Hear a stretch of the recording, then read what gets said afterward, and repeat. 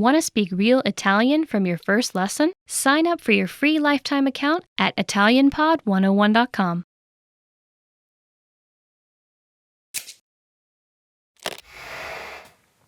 Hi everybody, Marika here. Welcome to Ask a Teacher, where I'll answer some of your most common Italian questions.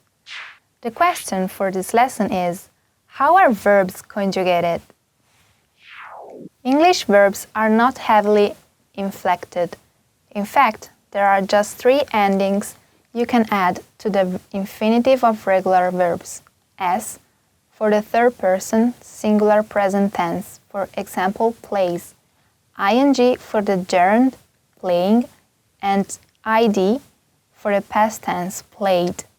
Most combinations of tense, aspect, mood, and voice can be expressed using auxiliary and modal verbs.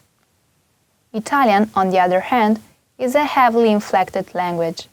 Italian verbs have lots of different endings depending on their subject, tense, and mood. The infinitive is the unconjugated form of the verb, the one you'll find in the dictionary. Italian verbs are divided into 3 main conjugation groups, according to their infinitive endings. Verbs of the first conjugation end in are, for example, parlare, meaning to speak. Verbs of the second conjugation in ere, for example, leggere, meaning to read. Verbs of the third conjugation end in ire, for example, dormire, meaning to sleep. Each group has a different and regular conjugation pattern. Even if there are a lot of irregular verbs, most Italian verbs follow one of these 3 systems of conjugation. Each conjugation pattern has different endings you'll need to add to the verb stem. To get the stem of a verb, all you have to do is take away are, ere, or ire.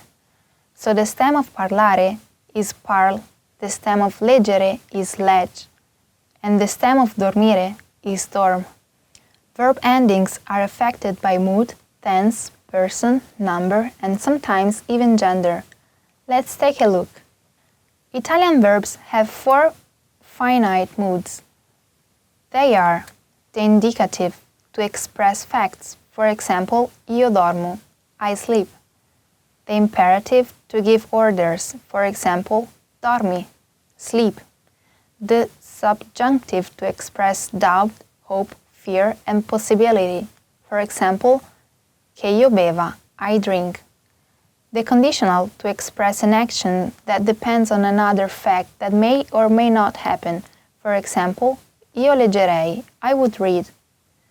There are also 3 non-finite moods, which usually have just one form, the infinitive, which is also the dictionary form, for example, parlare, to speak.